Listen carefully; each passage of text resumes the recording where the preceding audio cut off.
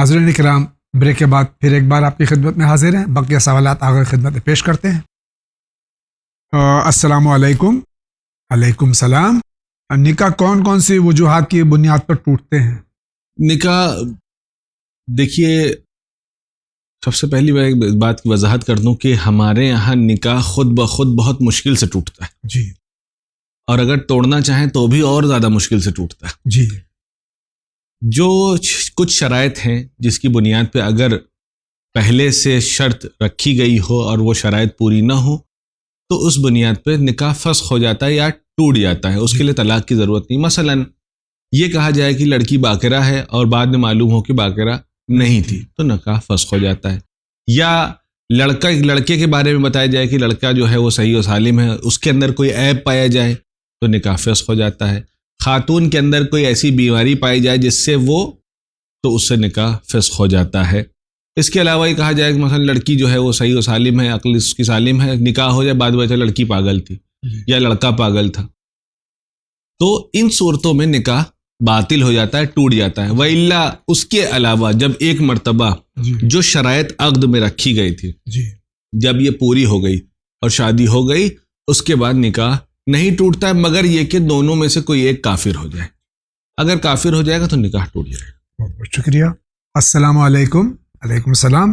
ہمارے پاپا کا انتقال ہو گیا تھا، کچھ مہینے پہلے ہماری امی عدت کے بعد بیمار ہونے لگیں، دوا لیتی ہیں اور ان کو کوئی افاقہ نہیں ہوتا، بتائیے کوئی دعا بتا دی جس سے کہ ہماری والدہ ٹھیک ہو جائیں۔ ان سے اور جو بھی آدمی ہے جو اگر فرزند ہیں تو ان سے کہیے کہ اما یجیب المضطر اذا دعا ویکشف السوء جو ہے یہ پڑھیں، اور جب دعا لے تو هو الشافی کہہ کے یہ دعا، اس دعا کے ساتھ، اس ذکر ساتھ، هو الشافی هو الشافی هو الشافی، اس کو تکرار کرتے رہے، ریپیٹ کرتے رہے اور دوا کو لے تو انشاءاللہ اس اسم کے برکت سے انشاءاللہ دوا سے ان کو جلد از جلد شفا حاصل ہوگی انشاءاللہ۔ I am a Hindu girl and watch your program regularly. I have pimples on my face and what is the remedy for it؟ یعنی ان کا سوال یہ ہے کہ یہ ایک ہماری ہندو بہن ہے، خواہر ہیں، ان کے چہرے پہ نورانیت چاہتی ہیں، پمپلز وغیرہ ہیں، دانے ہیں، تو اس کا کچھ روحانی علاج چاہتی ہیں۔ ڈاکٹر کے پاس جاتی ہوں گی، ڈرمیٹولوجسٹ کے پاس ضرور جاتی ہوں گی۔ میں اپنی اس خواہر کو کہنا چاہوں گا کہ کچھ نسخے ہیں، جس کو 2 نسخے میں عرض کر دوں تاکہ ان سے ان کی پرابلمز جو ہے وہ کچھ حد تک سارٹ آؤٹ ہو سکتی ہیں۔ ایک نسخہ پیغمبر اسلام نے ارشاد فرمایا، جب کوئی ایک صحابیہ پیغمبر کے پاس آئیں، کمپینین ان کی، جی ایک ان کی کمپینین جو تھی، فیمیل کمپینین جو تھیں، وہ پیغمبر کے پاس آئی اور آنے کے بعد انہوں نے ان سے گزارش کیا کہ ان کا پارلر کا بزنس تھا، یعنی بیوٹی پارلر کا بزنس تھا۔ اس زمانے میں عرب کے جو خواتین تھیں ان کو وہ تھوڑا سا تزئین کیا کرتی تھی، زینت ان کو دیا کرتی تھی۔ تو پیغمبر نے یہ نسخہ بیان کیا کہ اگر کوئی آدمی چاہتا ہے، کوئی خاتون یہ چاہتی ہیں کہ ان کے چہرے پہ نور رہے تو چہرہ دھونے کے بعد اس کو ٹاول سے رب کر کے اس کو نہ سکھائے، ڈب کریں اس کو ڈیب کر کے اس کو ایسے اس طریقے سے اس کو چہرے کو سکھائیں جس سے چہرے کی جو براقیت ہے، جو اس کی نورانیت ہے وہ باقی رہے۔ اس کے علاوہ دوسرا نسخہ یہ ہے کہ کھاتے وقت معصوم سے یہ نقل ہے کہ 1/7 جو ہے وہ انسان کو چاہیے، 1/3 اس کو اپنے شکم کو، اپنے پیٹ کو 1/3 پانی سے، 1/3 جو ہے وہ کھانے سے، اور 1/3 جو ہے شکم کو ہمیشہ خالی رکھیں تاکہ سانس لیا جا سکے۔ اس سے بھی جو ہے جو اسکن پرابلمز ہیں وہ سب ٹھیک ہوتے ہیں۔ السلام علیکم۔ علیکم السلام۔ ایک سوال تھا، کیا جب آدمی 18 سال کا ہو جاتا ہے تو خیالات کیوں آنا سٹارٹ ہو جاتے ہیں؟ خیالات تو کیسے دور کیا جائے؟ یہ خیالات دور نہیں ہو سکتے ہیں، اس کا جو علاج ہے اس کو کرنے کی ضرورت ہے۔ دیکھیے، یہ بالکل اسی طریقے کی بات ہے کہ اگر ہم نے صبح میں ناشتہ کیا تھا اور شام کے 4 بج گئے تو ہمیں بھوک کیوں لگ رہی؟ جی بھائی اس لیے بھوک لگ رہی ہے کیونکہ آپ نے دن کی میل سکپ کر دی ہے، دن کا کھانا نہیں کھایا۔ اسی طریقے سے انسان کا جسم جب رشد کرتا ہے، جب وہ گرو کرتا ہے تو اس کے اندر کچھ ریکوائرمنٹس ہوتی ہیں۔ جب اس سٹیج میں پہنچ جاتا ہے کہ اس کو وہ ریکوائرمنٹس چاہیے، اس کی ضروریات پوری ہونی چاہیے، تو آٹومیٹکلی اس طریقے کے خیالات پیدا ہونے لگتے ہیں، اگر خیالات اس طریقے پیدا ہو رہے ہیں اور حرام میں پڑھنے کا شبہ ہے کہ ہم حرام میں مبتلا ہو سکتے ہیں، تو اب یہ شادی جو ہے جو مستحب تھی اب ایسے لوگوں کے اوپر، چاہے وہ لڑکا ہو چاہے وہ لڑکی ہو، اس کے اوپر واجب ہو ہے۔ جاتا۔ جی بہت بہت شکریہ۔ ان شرعی مسئلہ کا جواب آقائے سیستانی کے فتوے کے مطابق دیجیے گا۔ جی معذرت کے ساتھ میں نام نہیں ظاہر کرنا چاہتا۔ اوکے۔ سوال، ایک صاحب کا انتقال 35 سال کی عمر میں ہوا، ان کی 2 اولاد تھی، بڑی لڑکی 3 سال کی اور لڑکا 6 مہینے کا تھا۔ ان کی بیوہ کے 8 سال بعد عقد ثانی مرحوم کے چچیرے بھانجے سے ہو گیا۔ جی چونکہ مرحوم نے کوئی گاؤں میں جائیداد چھوڑی تھی جس کا مالک وہ بچہ تھا۔ ٹھیک ہے۔ اب پہلا سوال، کیا یتیم بچے کا کوئی وارث بن سکتا ہے باپ کے انتقال کے بعد جبکہ باپ نے کسی کو وارث نہیں بنایا؟ پہلا سوال۔ اگر کوئی بچہ مرتا ہے، اگر کوئی انسان اس دنیا سے مرتا ہے تو اس کے بعد جو اس کا وارث ہے اس کا دادا ہوتا ہے۔ جی۔ اگر دادا بھی نہیں ہے تو پھر اس کا کوئی وارث اس طریقے سے کہ جو فیصلہ کرے لڑکی ہے یا لڑکا ہے تو وہ نہیں ہے۔ اس کا گارجین جسے کہا جائے اس طریقے سے کہ کوئی آدمی بن سکتا ہے، کیئر ٹیکر جسے کہا جائے وہ بن سکتا ہے، لیکن اس کو بھی اختیار نہیں ہے کہ وہ کسی چیز میں تصرف کرے جب تک کہ وہ لڑکا جو ہے حد بلوغ تک نہیں پہنچ جاتا ہے، بالغ نہیں ہو جاتا ہے، تب تک اس کے مال میں کوئی آدمی تصرف نہیں کر سکتا ہے۔ یہ مال اس کا ہے کیونکہ اس کے والد کی سے ارث اس کو ملا ہے، لہٰذا یہ مالک یہ بچہ ہے۔ کوئی آدمی بھی اگر ماں کا شوہر ہے تو وہ ولی نہیں بنتا ہے۔ دوسرا سوال، کیا ماں کو حق حاصل ہے کہ یتیم کے کسی کو وارث بنائے؟ ماں کو حق حاصل نہیں ہے۔ نہیں ہے۔ تیسرا سوال، مرحوم کی بیوہ کا عقد جس سے وہ ان کے بڑے بھائی نے یتیم کی جائیداد والی بینک بیچ دی یا جائیداد بیچ دی، جی کیا یہ صحیح ہے؟ صحیح نہیں ہے۔ یہ بھی صحیح نہیں ہے۔ چوتھا سوال، جن حضرات نے یہ جائیداد خریدی وہ جانتے تھے کہ یتیم کا ہے اور بیچنے والے سوتیلے باپ کے بڑے بھائی تھے، اس طرح جانتے ہوئے کیا یتیم کی جائیداد کو ان لوگوں نے خریدا؟ کیا یہ جائز ہے؟ دیکھیے، جو خرید و فروش کا جو معاملہ ہے، اگر ان کو پہلے سے پتا تھا کہ وہ کسی اور کی ہے اور ان کو آفیشیل طور پہ بیچا، دیکھیے دنیا داری الگ ہے، دینداری الگ ہے۔ جی، دنیا کے اعتبار سے ممکن ہے کہ کورٹ جو ہے وہ فیصلہ سنا دے کہ یہ معاملہ صحیح ہے، یہ جو اگریمنٹ ہوا ہے، جو اس نے بیچا ہے اور جس نے خریدا ہے، یہ معاملہ صحیح ہے، پیسہ ٹرانسفر ہو گیا، چیز ملک ٹرانسفر ہو گئی۔ لیکن شرعی اعتبار سے چونکہ اصل بیچنے والا جو ہے وہ غاصب ہے، غصب شدہ مال اگر کوئی بیچ رہا ہے اور خریدنے والے کو پتا ہے کہ ہم غصب شدہ مال خرید رہے ہیں تو شرعی اعتبار سے معاملہ فسخ ہے، معاملہ صحیح نہیں ہے، لیکن آپ دنیاوی اعتبار سے اس کو ثابت نہیں کر سکتے، افسوس کے ساتھ۔ جی۔ پانچواں، لڑکے کے بہنوئی نے 6,000 روپے ان لوگوں کو دیا جو لڑکے کے سوتیلے باپ کے بھائی تھے، پیسہ انہوں نے لیا اور لڑکے کے کھیت ان کو دے دیا، اس طرح پیسے دینے والے کا لڑکے کا کھیت لینا صحیح ہے یا نہیں؟ یہ سوال بہت واضح نہیں تھا، لیکن یہ ہے کہ کل ملا کے بات یہ ہے کہ یہاں پر وہ جو بچہ ہے جی، جس نے اپنے والد کو کھویا ہے، یہ تمام چیزوں کا وارث ہے اور وہ بچی وارث ہے۔ جی، یہ 2 وارث ہیں۔ زوجہ جو ہے وہ 1/8 یعنی 12.5% کی مالکہ زوجہ ہے، 1/8 جی، 87.5% کی مالک جو ہے وہ اس کا 1/3 جو ہے وہ بیٹی اور 2/3 جو ہے بیٹا، یہ اس کے مالک ہے۔ جی، اب اگر ان کی اجازت ہے تو معاملہ صحیح ہے، جب یہ بالغ ہو جائے اس کے بالغ ہونے کے بعد، کیونکہ بچپنے میں ان کی اجازت معنی نہیں رکھتی ہے کیونکہ صفی ہیں، ابھی بچے ہیں، بلوغ کی عمر میں پہنچنے کے بعد ہی معاملات صحیح ہوتے ہیں۔ اب اگر ان کی اجازت بالغ نہیں ہے تو اب چاہے جو کوئی جو کچھ کر ڈالے معاملہ صحیح نہیں ہے، مگر یہ کہ ان بچوں کے دادا زندہ ہوں اور ان کی رضایت اس میں شامل ہو کیونکہ وہ ولی ہے۔ اب لڑکا چاہتا ہے کہ کھیت ان لوگوں سے لے لے کیونکہ اب لڑکے کو ضرورت ہے، یہ سبھی حضرات بیچنے اور خریدنے والے مر چکے ہیں، صرف لڑکے کے بہنوئی زندہ ہیں اور بہنوئی کے بھتیجوں کا قبضہ ہے، تو کیا یتیم کا حق کوئی اس کے بغیر اجازت کے بیچ سکتا ہے؟ مسئلہ یہ ہے کہ بیچ سکتا ہے یا بیچ نہیں سکتا، شرعی اعتبار سے تو نہیں بیچ سکتا ہے، جی، لیکن دنیا والوں نے جب بیچ دیا ہے تو اب یہ دیکھنا پڑے گا یہ واپس بیچارے لے پائیں گے بھی کہ نہیں لے پائیں گے۔ شریعت جو ہے اس کے مسائل آسان ہیں, جی دنیا داری کے مسائل مشکل ہیں. مشکل ہے. السلام علیکم. علیکم السلام.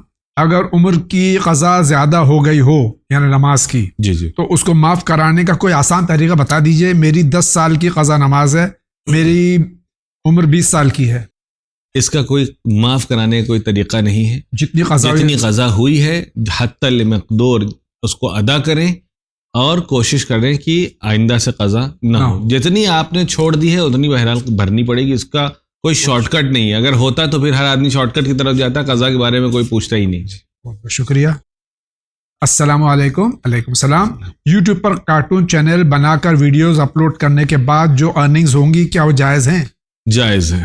کون سی کارٹون؟ پہلے تو یہ اگر جائز کارٹون ہے جی, اگر جائز کارٹون ہے, اگر کانٹینٹ جو ہے وہ کسی غلط مٹیریل کو جو ہے پروموٹ نہیں کرتا ہے, اس سے اگر کوئی چیز اس کے بعد آپ کی کوئی ارننگ ہوتی ہے سوشل میڈیا سے اور جو یوٹیوب وغیرہ سے, تو وہ جائز ہے. کانٹینٹ کے اوپر ڈیپینڈ کرتا ہے کہ آپ بیچ کیا رہے ہیں. السلام علیکم. علیکم السلام. آن لائن ارننگز میں خمس نکالنا ہوگا کیا؟ ہر طریقے کی ارننگز پر خمس نکالنا ہوگا, جو بچت ہوگی اس میں. جی جی جی. شکریہ. السلام علیکم. علیکم السلام. سر میرا سوال یہ کہ کیا ایک نان سید اور ایک سید لڑکی کی شادی ہو سکتی ہے؟ کیا نکاح جائز ہے اسلام میں؟ اگر ایسا کوئی فتویٰ تو مجھے بتا دیجیے. دیکھیے, شادی جائز ہے. السلام علیکم جاوید بھائی مولانا صاحب. علیکم السلام. آئی ایم فرق فرام پانی پت city. My first question is, کیا قبر کا دب یا بیٹھ جانا یہ ظاہر کرتا ہے کہ قبر کے اندر جو مرحوم ہے اس کے گناہ کم کیے گئے ہوں, معاف کر دیے گئے ہوں؟ اور کیا قبر کا دب جانا صحیح ہے؟ اس سلسلے میں کچھ بتائیں. قبر کا دھس جانا یا دب جانا اس سے کوئی چیز ظاہر نہیں ہوتی ہے, کیونکہ عام طور پر ہر 40-50 دن کے بعد جو ہے, خاص طور پہ اگر نیا جنازہ اس میں دفن کیا جاتا ہے تو آٹومیٹکلی ایک بارش کے بعد قبر خود بخود دب جاتی ہے, دھس جاتی ہے. تو اس سے یہ کہہ دینا کہ ان کے گناہ معاف ہو گئے ہیں یا ان کے اوپر عذاب ہو رہا ہے, یہ ثابت نہیں ہوتا ہے. اس کو مرمت بہرحال کروانا چاہیے. مائی سیکنڈ کوشچن از, کیا ہم قبر پر 1 یا 2 سال بعد پھر مٹی ڈلوا سکتے ہیں؟ اوپر سے بہرحال مینٹین کرنا تو ایسے بھی مستحب ہے کہ اپنے مرحومین کی قبر کو مینٹین ہمیشہ رکھیں. 1 سال 2 سال یا 20 سال کے بعد بھی اگر قبر خراب ہوتی ہے تو مٹی بنا اس کو برابر کروانا چاہیے. پکی کروانے کے سلسلے میں حالانکہ کہا گیا ہے کہ 4 انگل سے زیادہ اونچی قبر نہ ہونی چاہیے. یہ 14 سال کی بچی کا سوال تھا. جی. السلام علیکم. علیکم السلام. کیا آپ لوگ سہم امام اور سہم سعادات دونوں کلیکٹ کرتے ہیں؟ کیا کسی سے فون پہ رابطہ ہو سکتا ہے؟ بڑی مہربانی ہوگی. چینل ون سہم امام کے ہمارے پاس اجازت ہے تب 3 مراجع کرام کا. جہاں تک سہم سعادات کا سوال ہے, اگر آپ بھیجنا چاہتے ہیں تو آپ وضاحت کر دیجئے کہ سہم سعادات ہے, تاکہ یہاں جو ہمارا مینجمنٹ ہے, منتظمین ہیں, ہمارے ڈائریکٹرز ہیں, ہمارے ٹرسٹیز ہیں, وہ صحیح طور سے جو سعادات ہیں, مستحق سعادات ہیں, ان تک کو پیسہ پہنچا دیں. ورنہ ہمارے پاس صرف اجازت جو ہے وہ سہم امام کا ہے. سہم سعادات کا اجازت نہیں ہوتا ہے, اس کا اجازت ہی نہیں ہوتا. جی, بس آپ کو یہ پتا ہونا چاہیے کہ سامنے والا مستحق ہے اور سید ہے. جی, یہ 2 شرطیں اگر فلفل ہو جاتی ہے تو اس کے بعد اجازت کی ضرورت نہیں ہے. بہتر یہ ہے کہ اگر ان کے اطراف میں کوئی خود جانتے ہوں جس کو کہ اس کے حالات مناسب نہیں ہیں. دیکھیے, ایک چیز اب یہ بات آ گئی ہے تو یہ عرض کر دوں کہ ہمیں انتظار اس بات کا نہیں کرنا چاہیے کہ سید بھیک مانگے تو ہم کہیں گے ہاں یہ فقیر ہو گئے. اگر ہمیں پتہ ہے کہ کوئی سید ہے اور اس کی فائنینشیل کنڈیشن ٹھیک نہیں ہے تو وہ آٹومیٹکلی مستحق ہے. ہاتھ پھیلانے کا ہم انتظار نہ کریں. اور ایک چیز اور بھی کہہ دوں, وہ یہ ہے کہ جب ہم کسی کو سہم امام یا سہم سعادات دیتے ہیں تو یہ نہ سمجھیں کہ ہم نے احسان کیا ہے. وہ ہمارا پیسہ ہے ہی نہیں. آپ کا پیسہ ہی نہیں ہے, اسی کا پیسہ ہے. ہم نے اس کے پیسے کو اس تک پہنچا دیا ہے. ہمارے یہاں یہ ہوتا ہے کہ ارے ہم نے سہم سعادات میں سے اس کو دے دیا. آپ نے کسی باپ کے اوپر احسان نہیں کیا ہے. آپ نے اس کا پیسہ تھا, اس کا شکریہ ادا کریے کہ وہ موجود ہے آپ کے سامنے, جو آپ سے آپ کا وظیفہ لے رہا ہے. ورنہ اگر آپ نے خمس نکالا الگ کر کے اور نہیں پہنچایا اور مر گئے تو یہ گویا ایسے ہی جیسے آپ نے خمس نہیں نکالا. تو یہ کوئی آدمی اکثر جو میں نے محسوس کیا کہ سہم سعادات دینے کے بعد یہ فخر محسوس کرتے ہیں, کالر اونچا کرتے کہ میں نے دے دیا. ارے کس کے باپ کے اوپر آپ نے احسان کیا؟ اگر اس میں ایک چیز اور جو ہے, اس پینڈیمک کے زمانے میں بہت سے ایسے سعادات ہیں جو کہ جابلیس ہو گئے ہیں, بالکل. کاروبار بیٹھ گئے ہیں, جی جی. اور ان کے حالات اتنے خراب ہیں, لیکن وہ مانگتے نہیں ہیں. اسی لیے میں یہ عرض کر رہا ہوں کہ دیتے وقت تو ضرور شرط بھی نہیں ہے کہ آپ بتائیے. جی. آپ کسی ایسے سادات کو, کہ اس میں شرط یہ ہے کہ سید ہونا چاہیے, جی, کہ جس کے بارے میں یقین ہو کہ یہ خاندانی طور پر سید ہے, جمعراتی نہ ہو. جی. سید اگر ہے جی, تو اگر آپ کو پتا ہے کہ یہ سید ہے اور اس کے حالات اچھے نہیں ہیں, اس کے سال بھر کے ایکسپنس یہ نہیں برداشت کر پاتا ہے, مقروض ہے, اتنا کافی ہے. ہم اس سے جا کے تحقیق کرنا اور اس کے گھر جانا اور پرانی ڈیٹیلز نکالنے کی ضرورت نہیں ہے, بنا بتائے بھی اس کو دیا جا سکتا ہے. شکریہ آغا. السلام علیکم جاوید بھائی. مولانا صاحب سلام, میرا نام جاوید مہدی ہے. جمعے کا غسل کا وقت کب تک رہتا ہے جس کی بنا وضو نماز بغیر وضو کے نماز پڑھی جا سکتی ہے؟ کیا قضا نماز بھی پڑھ سکتے ہیں؟ اور اگر یقین ہو کہ غسل برقرار ہے تو کیا مغرب تک اگر غسل باقی ہے تو کیا مغرب عشاء کی نماز ہی پڑھ سکتے ہیں؟ جمعے کے دن کا غسل جو ہے وہ فجر کے یعنی طلوع آفتاب سے لے کے غروب آفتاب کے درمیان کا جو پورا پورشن ہے, اس میں آپ غسل کر سکتے ہیں. یہ غسل جو ہے بدل از وضو بھی ہے. اب ہر وہ کام جو انسان وضو کرنے کے بعد کر سکتا ہے وہ اس کو غسل کرنے کے بعد بھی کر سکتا ہے.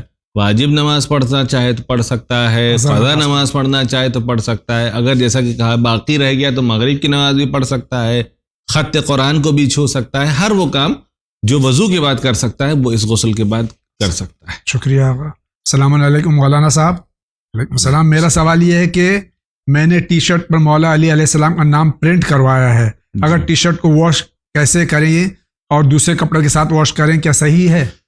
آپ دوسرے کپڑوں کے ساتھ واشنگ مشین میں ڈال کر کے واش کر سکتے ہیں, لیکن جب آپ پہن رہے ہیں اس کے لیے تھوڑا سا مسئلہ ہے کہ آپ کا ہاتھ مثلا آپ نے لکھوا لیا یا علی مدد یا مولا حسین, شہید کربلا ٹائٹل ہے, کوئی حرج نہیں ہے. لیکن اگر آپ نے کسی معصوم کا نام لکھوا لیا, امام یا حسین یا علی, اس طریقے سے, یا امام زمانہ اگر آپ نے نام لکھ دیا تو پھر آپ اس کو بنا وضو ٹچ نہیں کر سکتے ہیں. اور اگر آپ پہنے ہوئے ہیں تو اس بات کی طہارت کا خیال رکھیے گا کہ آپ نے ایسی شرٹ کو پہنا ہوا ہے جس کو حالت طہارت میں ہی پہننا چاہیے.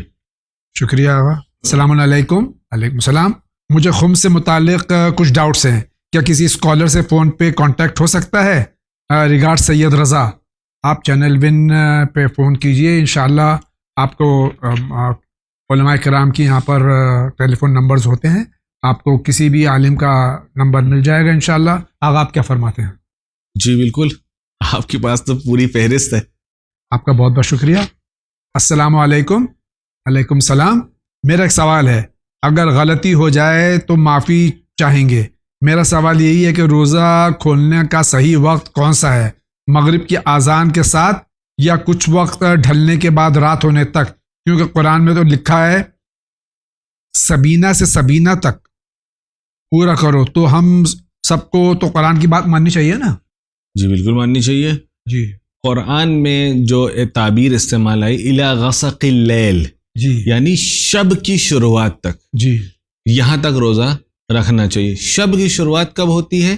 جب سورج غروب کر جاتا ہے اور جو سورج کی سرخی جو لالی تھوڑی بہت آسمان میں رہ جاتی ہے آپ کے سر کے اوپر سے گزر گئی, یعنی اب جو ہے آپ کے ایسٹ میں جدھر سورج نکلتا ہے ادھر اندھیرا ہو گیا ہے, اور ویسٹ میں جو ہے وہ غروب کی وجہ سے تھوڑا بہت روشنی ہے, تو یعنی گویا اس طرف آپ کے شب کی شروعات ہو چکی ہے. جو آج کے ٹائم پہ ہمارے یہاں مغرب کی اذان ہوتی ہے وہ اسی وقت پر ہوتی ہے, اہل تشیع میں جو اذان. جی جی جی جی, وہ ذہاب حمرہ شرقیہ اسے کہا جاتا ہے. ذہاب یعنی جانا. جی. اس سرخی جو شرق کی طرف ہوتی ہے, ایسٹ کی طرف ہوتی ہے, وہ جب چلی جاتی ہے تو اس کے بعد یہ شب کی شروعات ہو جاتی ہے اور یہ وقت افطار ہے. شکریہ. السلام علیکم. وعلیکم السلام. Sir, to use egg of another woman in case of wife not able to produce egg and then implant in wife's womb with fertilization of husband's sperm, is it permissible or not? Regards, Shariq. Okay. بھائی کا ہمارا سوال جو ہے وہ سیریگیسی سے related. جی. اس کے سلسلے میں آغا سیستانی نے اپنی کتاب میں بھی جو جدید فقہی مسائل ہے اس میں بیان کیا ہے. میں اس لیے اس کا نام لے رہا ہوں تاکہ بہت سارے جو جدید مسائل ہیں یہ اس کا ذکر آپ کی کتاب میں ملتا ہے. سیریگیسی میں شرط یہ ہے کہ ایگ اور سپرم یہ ہسبینڈ وائف کا ہونا چاہیے اور جو وومب ہے وہ کسی دوسری خاتون کا بھی ہو سکتا ہے. لیکن آپ یہ چاہیں کہ سپرم جو ہے ہسبینڈ کا ہو ایگ کسی غیر عورت کا ہو, یہ پاسبل نہیں ہے, یعنی چونکہ یہ نامحرم ہے. ہاں چونکہ یہ نامحرم ہے لہٰذا اس کا ایگ استعمال نہیں ہو سکتا. ایک کام جو ہو سکتا ہے وہ یہ ہے کہ عقد موقت کسی خاتون کے ساتھ اگر انسان عقد موقت کرے اور اس کا ایگ اگر لے اور اپنا سپرم لے کے جو اس کا فرٹیلائز کر کے پھر اس کو ووم میں رکھا جاتا ہے, تو وہ آپ کسی بھی خاتون کے لیے جو آمادہ ہے اس کے لیے اس کے ووم میں رکھوا سکتے ہیں اور کوئی حرج نہیں ہے. یہ مسئلہ صحیح ہے. صرف اور صرف جو ایگ اور جو سپرم یوز ہو رہا ہے ان دونوں کے درمیان میں, یہ مرد اور یہ عورت کے درمیان میں عقد نکاح ہونا ضروری ہے, چاہے وہ پرماننٹ ہو چاہے وہ ٹیمپریری ہو. اس کے بعد اس کو رکھا جا سکتا ہے کسی بھی رحم میں. اس کو رحم اجارئی کہا جاتا ہے کہ آپ اس رحم کو کرائے پہ لے رہے ہیں گویا, اور اس کی اجرت اس خاتون کو دینا پڑے گا. بہت بہت شکریہ. ناظرین کرام, اسی کے ساتھ آج کے اس ایپیسوڈ کا وقت ختم ہوا چاہتا ہے. ہم حجت الاسلام کے مشکور ہیں اس امید کے ساتھ کہ ایام اعزا شروع ہونے والے, ماہ محرم شروع ہونے والا ہے. جس طرح سے کہ آقا نے فرمایا ہم احترام کریں اور زیادہ سے زیادہ مجالس کا انعقاد کریں اور پیغام حسین جو کہ پیغام انسانیت ہے پوری دنیا میں پھیلانے کی پوری کوشش کریں.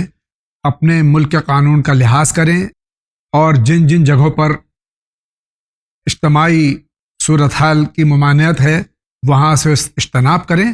گھر میں بھی عزاداری ہم کر سکتے ہیں لیکن عزاداری ضرور کریں تاکہ ہم سیدہ کے لال کا پرسہ سرکار ختم مرتبت حضرت محمد مصطفیٰ صلی اللہ علیہ وسلم اور اپنے زمانے کے امام حضرت ولی عصر اجل اللہ تعالیٰ فرجہ شریف کو ادا کر سکیں. آقا بہت بہت شکریہ آپ کا. آپ کا بھی بہت شکریہ. اور اسی کے ساتھ میں اجازت چاہتا ہوں, انشاءاللہ زندگی رہی تو پھر آپ سے ملاقات ہوگی. وآخر دعوانا ان الحمدللہ رب العالمین.